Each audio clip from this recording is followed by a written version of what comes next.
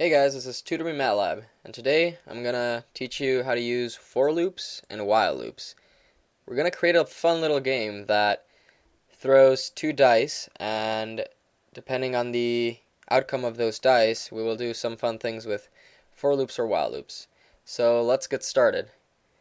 Typically when you are dealing with throwing dice, flipping a coin, anything that has random probability, you want to use the function rand, which returns a random number between 0 and 1, exclusive, which means you cannot get 0 and you cannot get 1. Now, obviously, if you want your possible scenarios to be a number between 1 and 6, not a decimal between 0 and 1, you have to do a little something to rand to get it to work.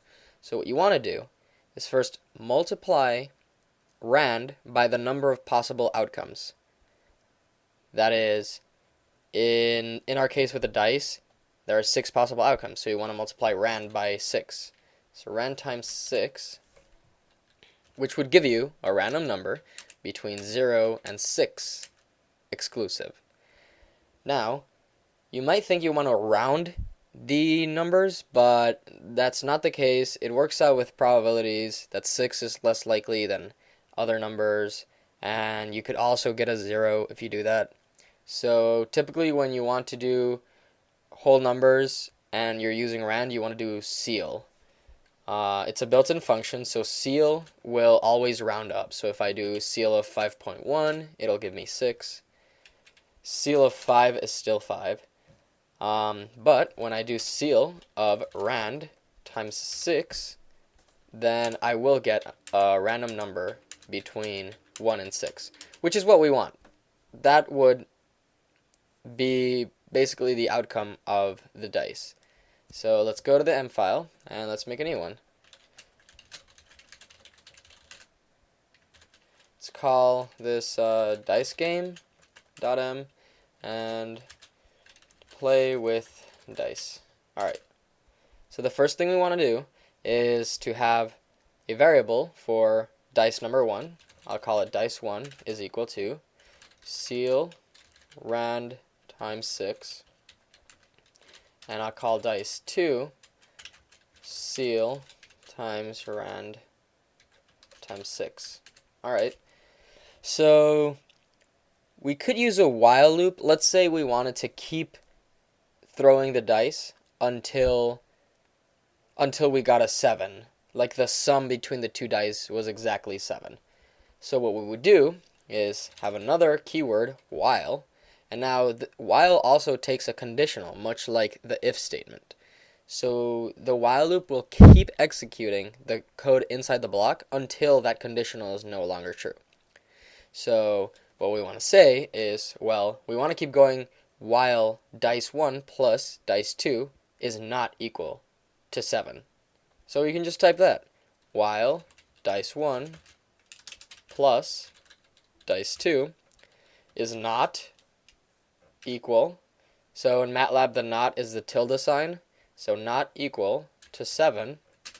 Then what do we want to do? Well, I want to redefine dice1 to be, again, ceil rand times 6. And dice2 to be ceil rand times 6.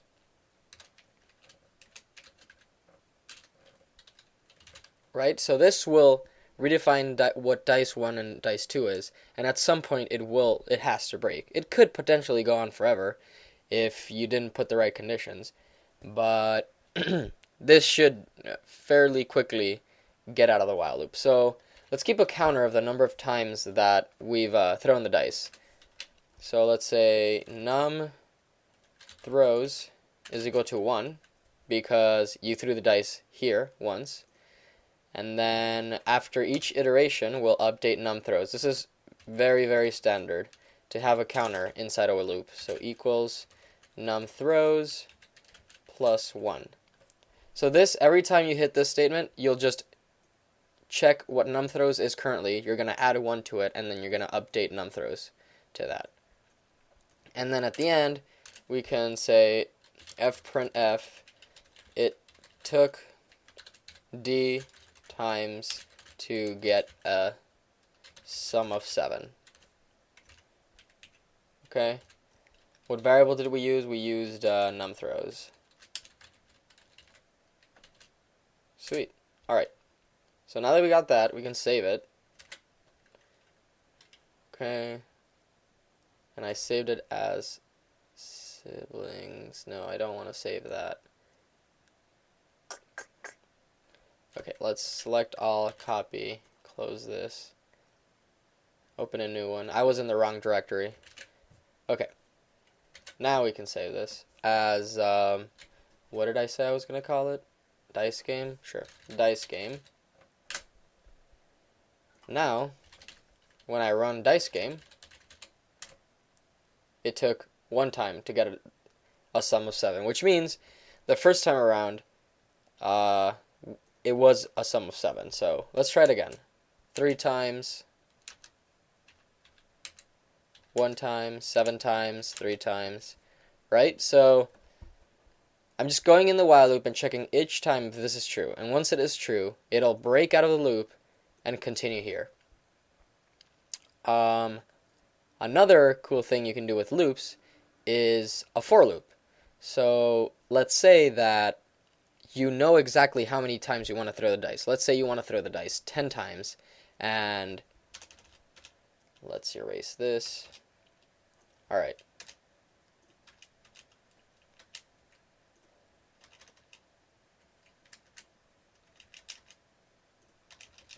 Okay, so let's say that you wanted to throw the dice exactly 10 times. So you would use a for loop for that because you know exactly how many times you want to do something.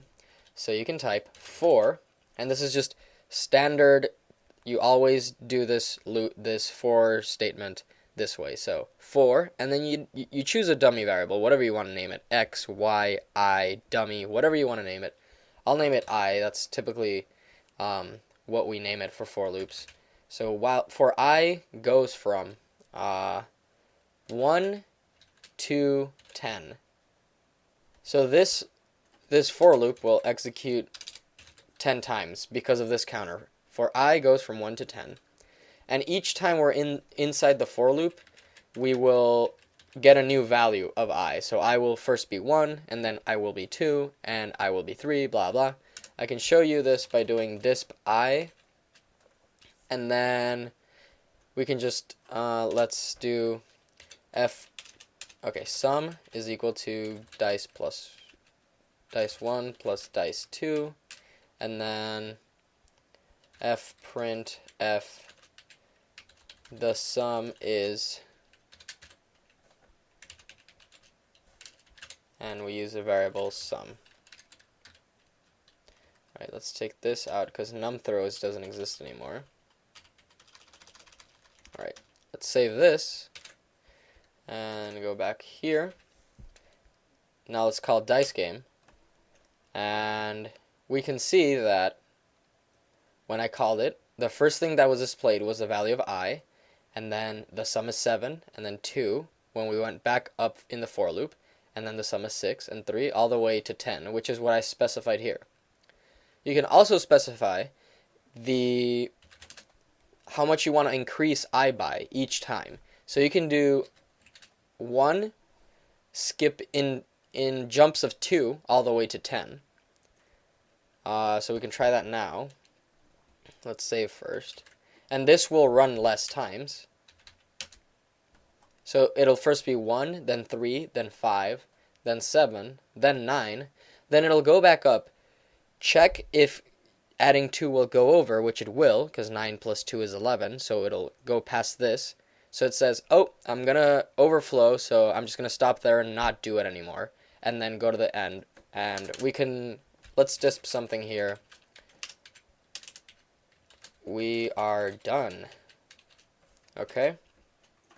So if we run that, let's clear this. Okay, so if we run that, I'll do a bunch of things in my for loop, and then we are done at the end. These are really, really simple for loops and while loop statements.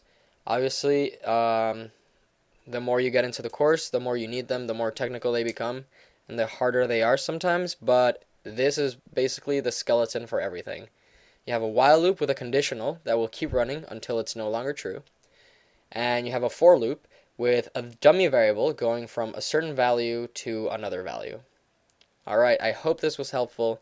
It's a little rushed, but I'm trying to get these out as fast as possible. Thanks for watching. Please subscribe, and I will see you next time. Thanks.